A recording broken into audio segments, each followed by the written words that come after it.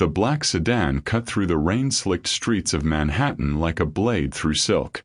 Arthur, the saint, Sterling sat in the back, his gray eyes fixed on the blur of city lights beyond the tinted glass.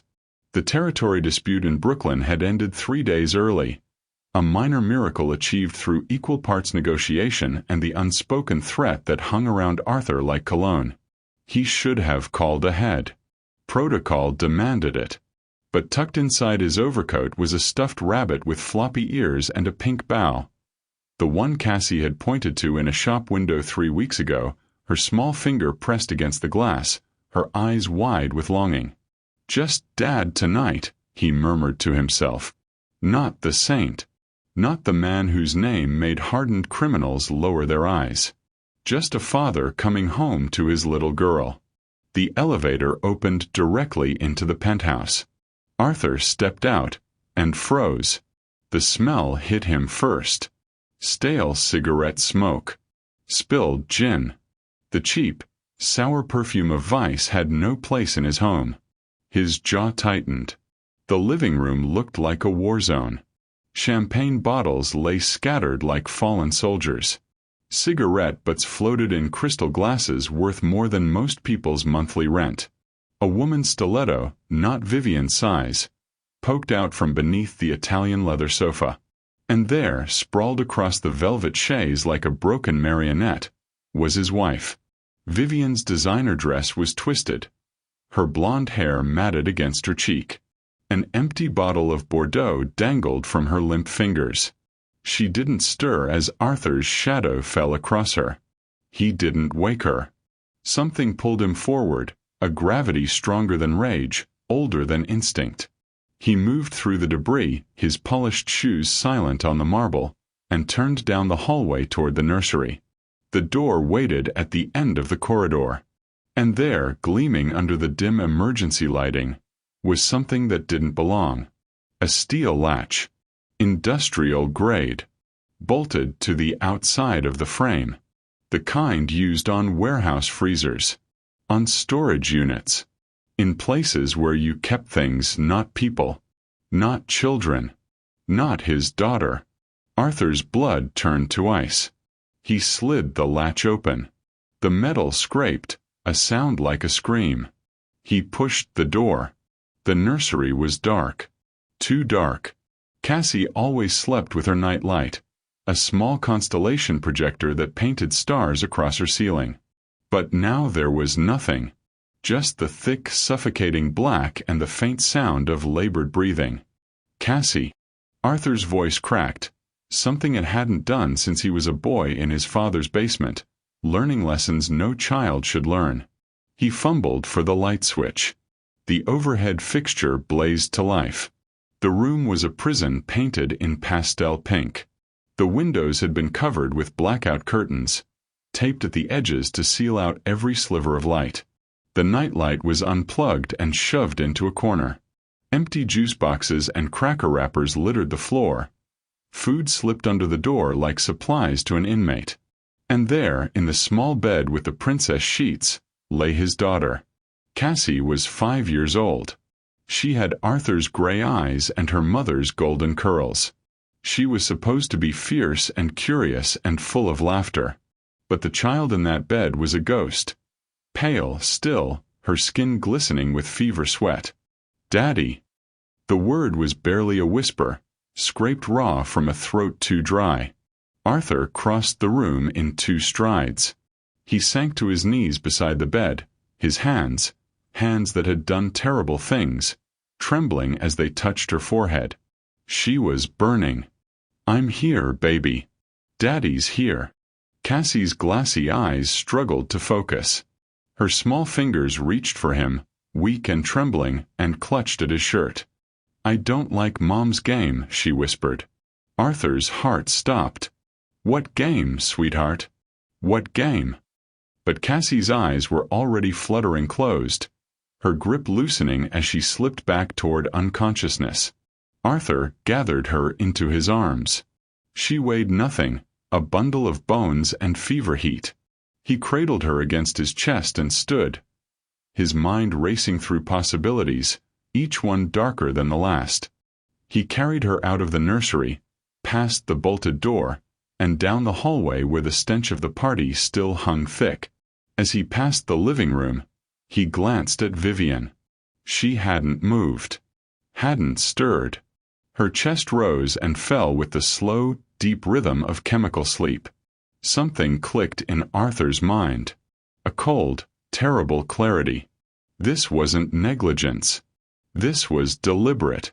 He looked at his daughter's limp form, at the nursery door with its industrial lock, at his wife, insensate from something stronger than wine. And Arthur Sterling, a man who had built an empire on controlled violence and calculated risk, felt something he hadn't felt in 20 years. Fear.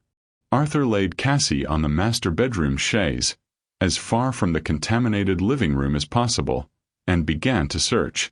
His hands moved with surgical precision, even as his heart hammered against his ribs. He checked her arms first. No needle marks. Then her eyes, pupils blown wide, sluggish to respond. Her breathing was shallow and irregular. Her pulse was thin and too fast. "What did they give you?" he murmured, brushing damp curls from her forehead. "What did they give you, baby girl?" He returned to the nursery. The evidence was there. He just had to find it. It didn't take long. Beside the bed, on the small nightstand shaped like a mushroom, sat a sippy cup. Pink, with dancing butterflies on the side. Cassie's favorite. Arthur picked it up. Sniffed. Warm milk. And something else. Something chemical. Bitter beneath the sweetness. His stomach lurched. He opened the nightstand drawer. Inside, tucked behind a coloring book and a box of crayons, was a small amber bottle. No label. Just a handwritten note taped to the side in Vivian's elegant script. Asterisk magic milk. 2 capfuls for 8 hours. Asterisk. Arthur's vision went red. He knew this game now. Knew it with a certainty that cut through him like a blade. Vivian had been drugging their daughter. Sedating her. Keeping her quiet and contained while she threw her parties, entertained her guests, and lived her life as if the child in the next room didn't exist. For how long? Weeks. Months. Arthur looked at the bottle in his hand. The milk in the cup. The industrial latch on the door. And he understood. His daughter had been a prisoner in her own home. Drugged and locked away like a shameful secret. By her own mother. He returned to Cassie. Knelt beside her. Took her small hand in his. "I'm sorry," he whispered. "I'm so sorry I didn't see it." Cassie's eyes fluttered open. Just a crack.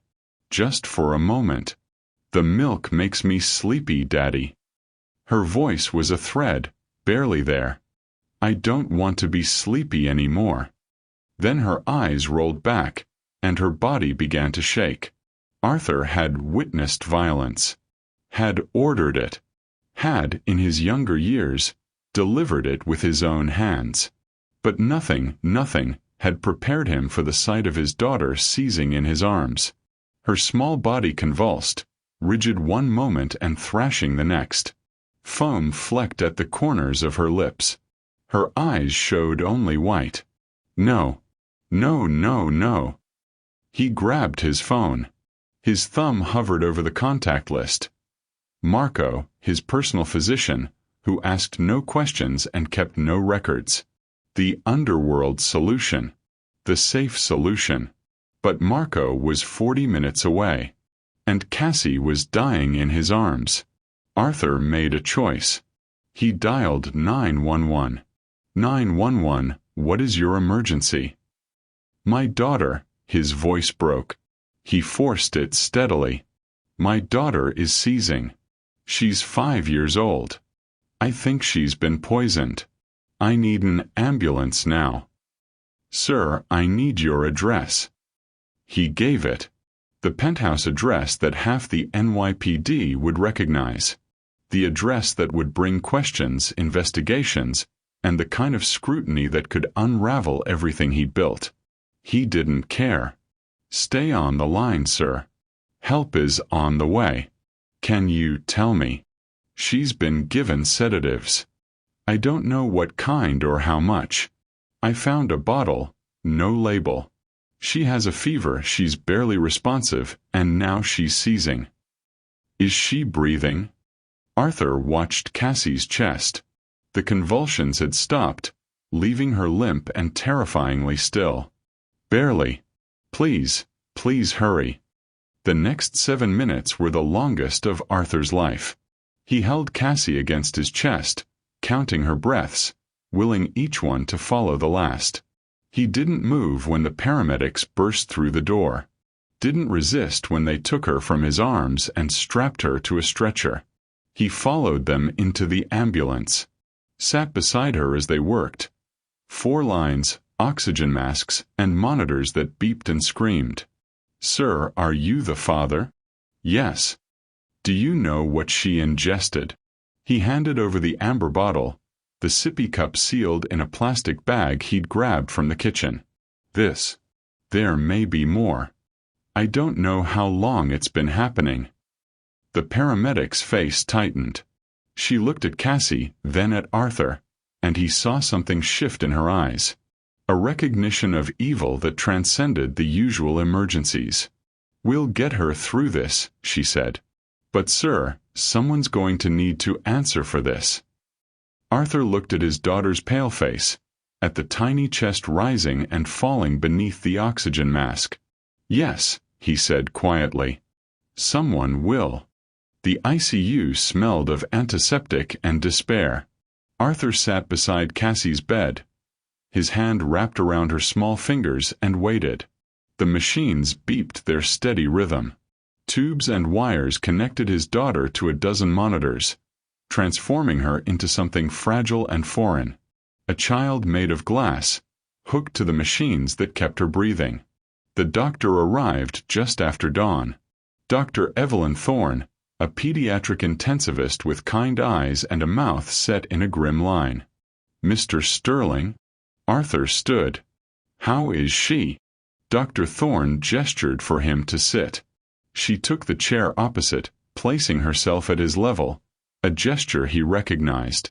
The posture of someone delivering news that no parent should hear. Cassie is stable, she began. The seizures have stopped, and we've cleared most of the sedative from her system. She's going to wake up. Arthur closed his eyes, drew a breath. But, Dr. Thorne continued, and the word landed like a hammer, our tests show this wasn't a one-time exposure. The compound we found, a benzodiazepine derivative, likely veterinary grade, has been building up in her system over time. Weeks at minimum, possibly months. Arthur's hands curled into fists. What does that mean? For her future? Dr. Thorne's expression was careful and measured. Children are resilient, Mr. Sterling. But prolonged sedative exposure at this age can affect neurological development, memory, emotional regulation. We won't know the full extent for years, maybe not until she's in school and struggling with things other children find easy. Arthur stared at his daughter, at the 4 in her tiny arm, the way her chest rose and fell, steady now but still too shallow. Someone did this to her deliberately, Dr. Thorne said. It wasn't a question. The concentration, the regularity of exposure, this wasn't accidental. Mr. Sterling, I'm required by law to report this. I know. Child Protective Services will be involved. The police will have questions. Given the address you provided, I suspect they'll have many questions. Arthur met her eyes. Let them come. Something flickered across Dr. Thorne's face. Surprise, perhaps. Or reassessment. Most men in your position would have lawyers here by now, Mr. Sterling. Strategies. Deflections. Most men in my position, Arthur said quietly, didn't just carry their dying daughter out of a room with a lock on the outside of the door.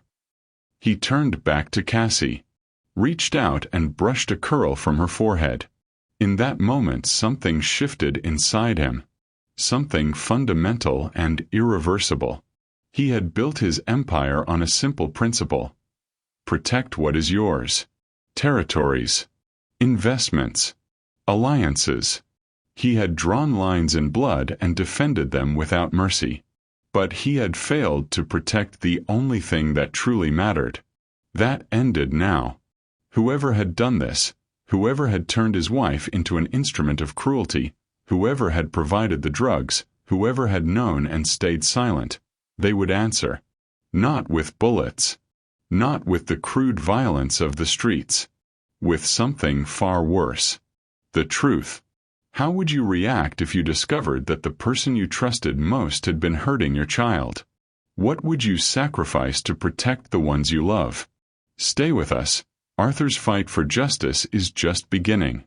Arthur made 2 phone calls from the hospital chapel, a small room of wooden pews and stained glass where no one would overhear and no one would think to look for a man like him. The first call was to Thomas Gray, his lawyer. Not the criminal defense attorney who handled the organization's legal entanglements, but the private family counsel who had drawn up his will and managed his legitimate assets. A man who owed Arthur nothing but professional duty, which made him more trustworthy than anyone bound by blood or oath. I need a custody filing prepared within 24 hours. Full emergency custody. Evidence of child endangerment will be provided. The second call was to a man known only as Ghost. Ghost wasn't part of the organization. Not officially. He was a digital phantom, a specialist in electronic surveillance and data recovery who worked for whoever paid his astronomical fees. Arthur had used him twice before, once to expose a traitor and once to find a missing shipment. Both times, Ghost had delivered results that seemed almost supernatural. The penthouse, Arthur said. I need it swept.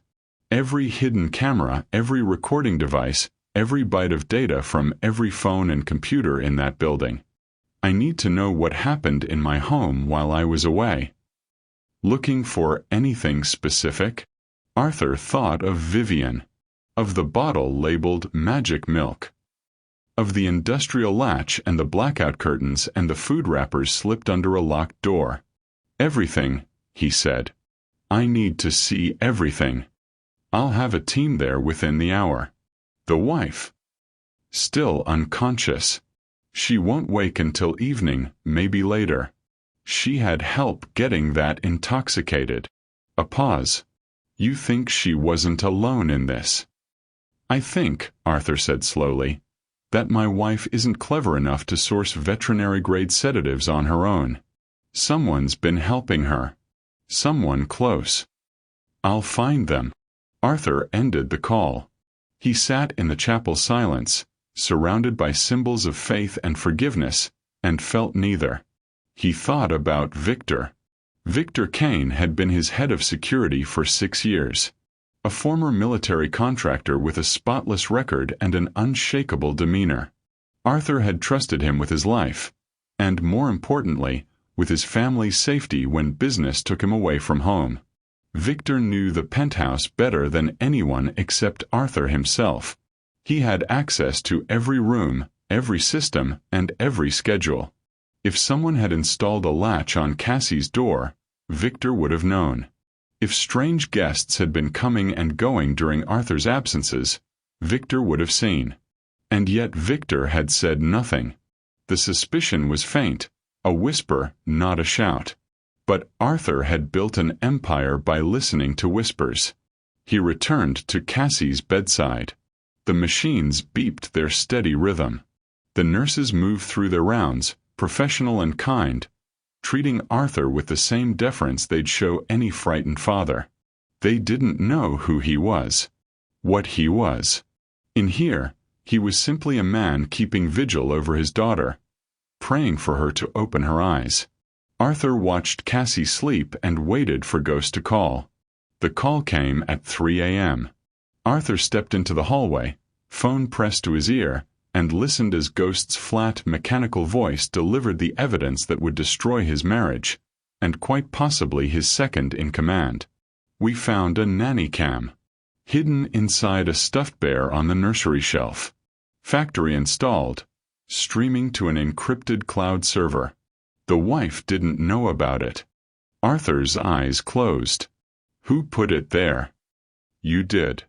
Or rather, your security team did 3 years ago. Standard nursery monitoring for high-value targets. It's in your own security protocol, Section 7, Paragraph 12. Victor Kane signed off on the installation. Victor. Of course. He forgot about it. More likely, he assumed it was deactivated. The camera's been in passive mode for 2 years. Motion-activated recording with off-site storage, but no active monitoring. No one's looked at the footage since your daughter turned 3. Until now. Until now. I've pulled 18 months of archived recordings. Mr. Sterling, you're going to want to see this. A file transfer. A link to an encrypted drive. Arthur downloaded the footage onto a burner tablet he kept for situations exactly like this. He found an empty consultation room, locked the door, and pressed play. The first clip was dated 6 months ago. The nursery, late evening. Cassie was in her pajamas, sitting on her bed while Vivian prepared her sippy cup at the small table by the window. Arthur watched as his wife, the woman he had married, had trusted, and had given everything, opened a small bottle and poured 2 capfuls of clear liquid into the milk. "Drink up, baby," Vivian cooed. "Mommy's special sleepy time drink. It'll give you wonderful dreams." Cassie's small face was uncertain. "I don't like the taste, Mommy." "I know, sweetheart. But it's just for tonight. Mommy has friends coming over, and you need to be a good girl and stay quiet. Can you do that for me?" Cassie nodded. Drank. Within 15 minutes, her eyes were glazed, and her movements were slow and uncoordinated. Vivian laid her down, covered her with a blanket, and left without a backward glance. Arthur's hand trembled on the tablet. He scrolled forward. More clips. More nights. The same ritual, repeated with chilling consistency. Sometimes Vivian was alone. Sometimes she wasn't. And then, 3 months ago, Victor appeared. The footage showed Victor entering the nursery after Cassie was unconscious. He wasn't checking on the child. His eyes barely flickered toward the bed. Instead, he moved to the window, opened the blackout curtains just enough to peer outside, and then turned and smiled at someone off camera. Vivian entered the frame. She was dressed for a party, a low-cut dress and jewelry Arthur had bought her for their anniversary. She walked directly to Victor, wrapped her arms around his neck and kissed him. Not a friendly kiss. Not a casual kiss. A kiss that spoke of practice, of familiarity, of something that had been happening for a long time. "She'll be out for hours," Vivian said, pulling back just enough to speak. "Are you sure about the latch?" "It's installed. Industrial grade. She couldn't open it even if she woke up." Vivian laughed. "You think of everything." "I think," Victor said, pulling her closer, "that once Arthur's out of the picture, we won't have to hide anymore." Arthur stopped the video. His hands were steady now. His mind was clear. The red haze of rage had crystallized into something far more dangerous. Purpose. Vivian and Victor. His wife and his most trusted soldier. Lovers. Conspirators. The architects of his daughter's suffering. He understood now. The sedatives weren't just about keeping Cassie quiet during parties. They were about something larger. Something that required Arthur's family to be vulnerable, compliant, and controlled. They were planning to take everything from him. His empire. His fortune. His life. And they had started by destroying his daughter. Arthur copied the footage onto 3 separate drives. One for his lawyer. One for his own safekeeping. And one for the police. Then he made a plan. Vivian arrived at the hospital the next afternoon, dressed in a cream silk blouse and tasteful pearls, her face a masterwork of maternal anguish. "Arthur. Oh God, Arthur, I just heard. I woke up and you were gone, and then Thomas called and said Cassie was in the hospital." She rushed toward him, arms outstretched, tears glistening in her eyes. The performance was flawless. Academy Award material. Arthur let her embrace him. Let her sob against his shoulder. Let her play the grieving mother while nurses and doctors watched with sympathetic eyes. "What happened?" she gasped. "What's wrong with her?" "The doctors aren't sure," Arthur said. His voice was steady, soft, and utterly devoid of inflection. "Some kind of reaction. They're running tests." "A reaction? To what? She was fine when I put her to bed." "Was she?" Vivian pulled back. Something flickered in her eyes, a flash of calculation behind the tears. "Of course she was." "Arthur, what are you implying?" He shook his head, pulled her close again, spoke directly into her ear. "I'm not implying anything, darling. I'm just scared. Our little girl is in that bed fighting for her life, and I don't know what happened or who's responsible." He felt her relax against him. The tension drained as she concluded her performance was successful. "Can I see her?" "Of course. She's been asking for you." A lie. Cassie had woken briefly that morning, seen her mother's face on Arthur's phone, and started screaming. But Vivian didn't need to know that. Not yet. He led her to the ICU, stood beside her as she gazed through the glass at their daughter. At the machines, the tubes and the small, still form in the oversized bed. "Oh, my baby," Vivian whispered. "My poor baby." Arthur watched her reflection in the glass. The concern didn't quite reach her eyes. The way her attention kept flickering to her phone. The slight downturn of her mouth spoke not of grief but of inconvenience. "Victor's been calling," he said. "Checking in. Wanted to make sure everything's all right." Vivian's spine straightened almost imperceptibly. "That's thoughtful of him. I asked him to come by. We need to discuss security arrangements. Media, visitors, that sort of thing. The press might get wind of this. Is that wise? Bringing business into a hospital?" "Victor's family," Arthur said. "I trust him completely." He watched Vivian process this, the reassurance that her lover remained above suspicion. He saw the relief she tried to hide. "Of course," she said. "Of course you're right. Victor knows best." Arthur's phone buzzed. He glanced at the screen. "He's here. Lobby. Speaking of which," Arthur said, "he just arrived. Wait here with Cassie. I'll bring him up." He kissed Vivian's cheek, lingered just long enough to feel her stiffen, and walked toward the elevator. The trap was set. Victor Kane was standing by the lobby's water feature when Arthur approached, a sculpture of interlocking hands meant to symbolize healing and hope. It seemed almost obscene, given what was about to happen. "Arthur." Victor extended his hand. His grip was firm, his expression appropriately somber. "How's Cassie?" "Stable. The doctors are optimistic." "Thank God." "And Vivian?" "Upstairs. Devastated, as you'd expect." Victor nodded. The perfect performance of a concerned family friend. "If there's anything I can do." "Actually," Arthur said, "there is. Walk with me." He led Victor toward a quiet corner of the lobby, near the administrative offices. As they walked, Arthur noticed Victor's hand drift toward his jacket, toward the gun he always carried.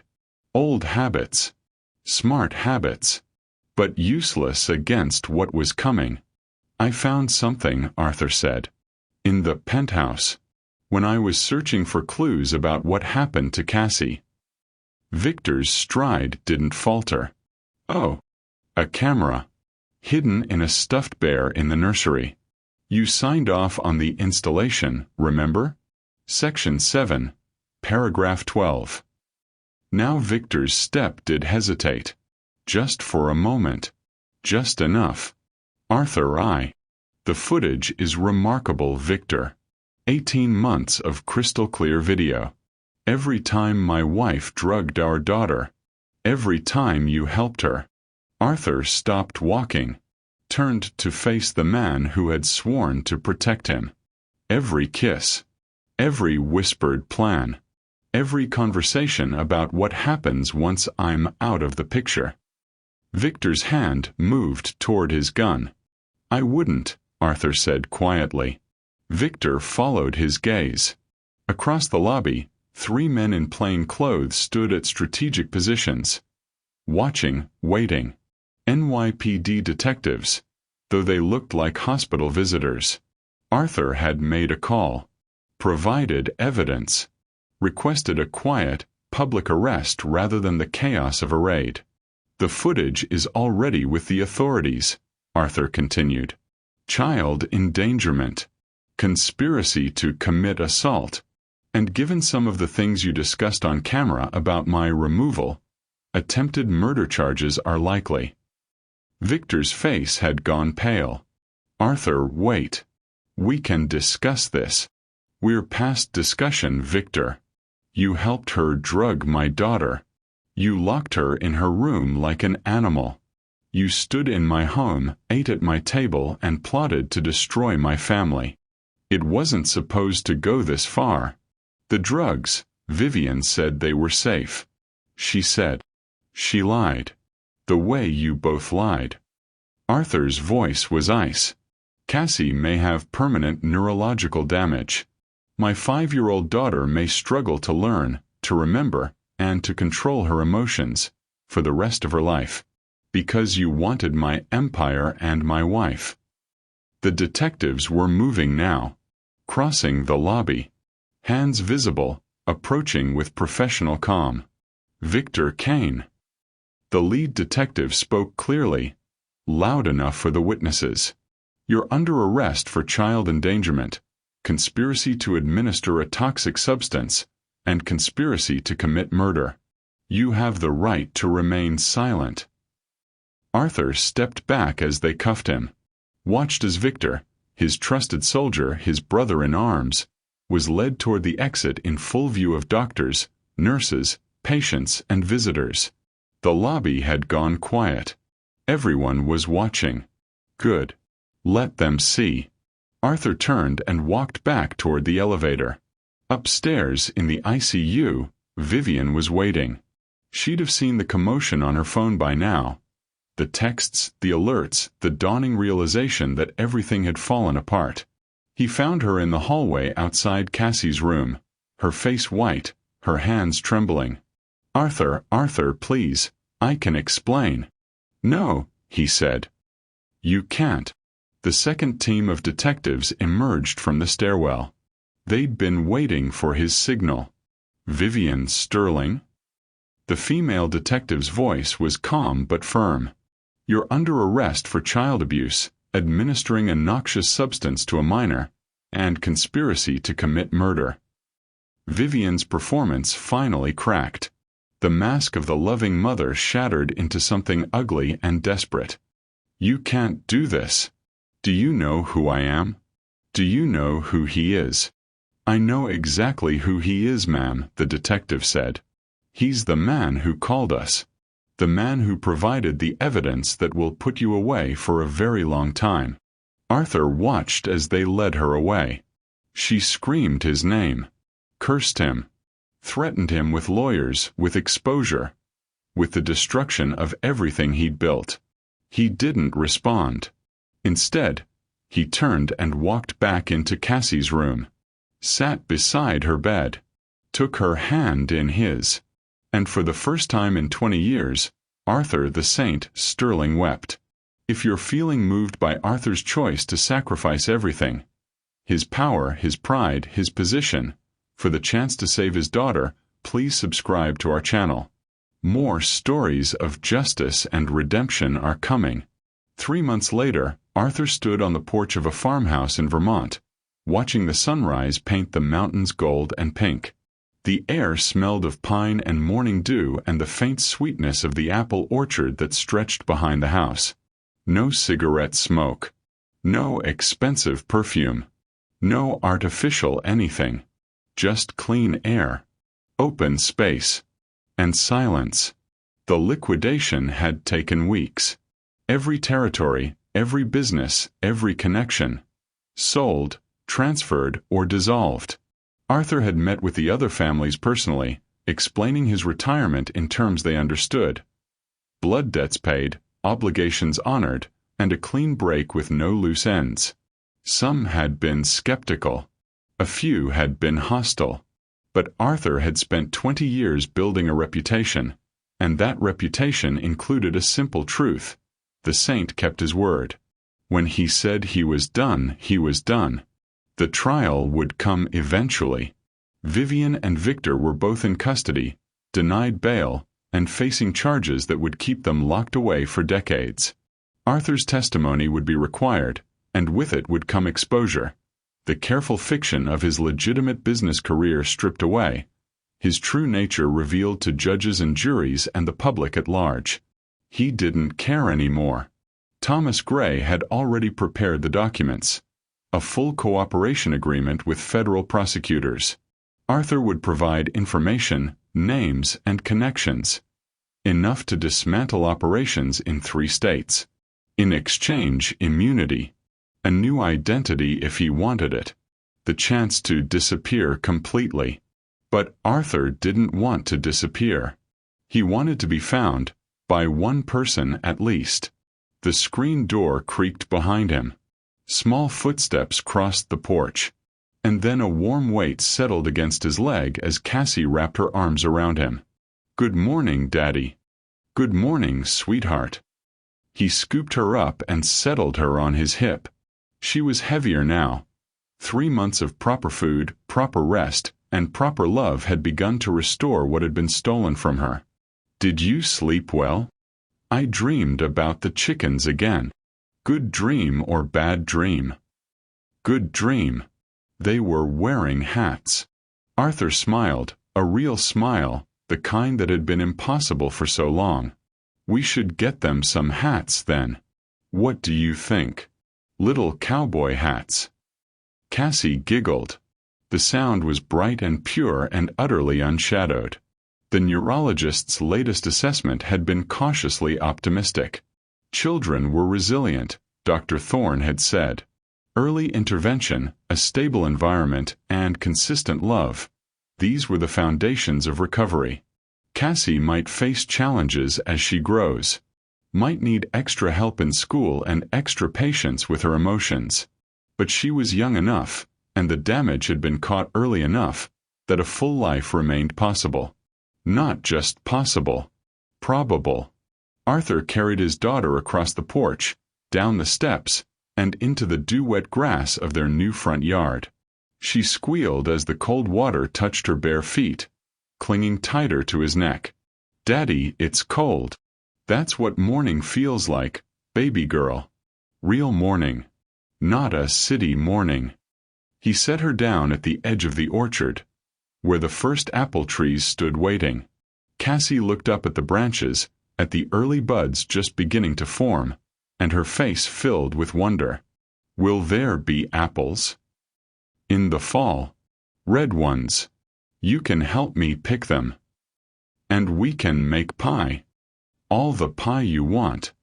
She was quiet for a moment, studying the trees. Then she turned and looked at him with those gray eyes, his eyes, and asked the question he'd been dreading since the hospital. "Daddy, where's Mommy?" Arthur knelt in the grass, putting himself at her level. "Mommy's gone away, sweetheart.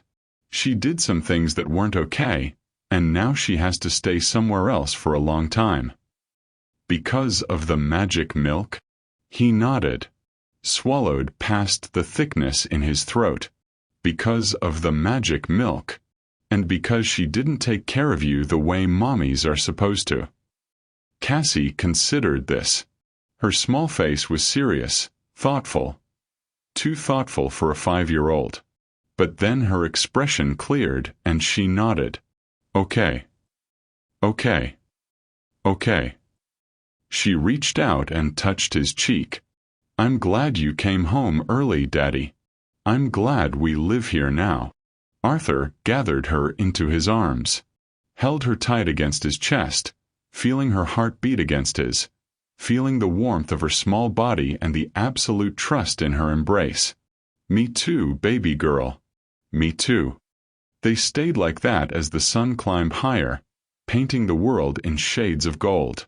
Behind them, the farmhouse waited, simple, solid, real. Ahead of them, the orchard stretched toward the mountains, full of promises and possibilities. Arthur, the saint, Sterling had commanded an empire, had controlled territories worth hundreds of millions, had inspired fear in men twice his size and respect in men twice his age. But none of it, not a single moment of power or wealth or influence, compared to this. His daughter, his arms, his second chance. He'd traded his crown for a farmhouse, his throne for a porch swing, and his soldiers for chickens in the yard. He'd walked away from everything he'd built and everyone he'd commanded. And standing in that orchard, with the sunrise warming his face and his daughter's laughter in his ears, Arthur knew the truth. He'd never been wealthier in his life. The end. How did Arthur's choice to trade his crown for his daughter's safety move you? Is a father's love more powerful than any empire? True power isn't in what you command, but in who you protect. Hold your little ones close tonight. Good night. If you want to see more stories of justice and redemption, please subscribe and join our community.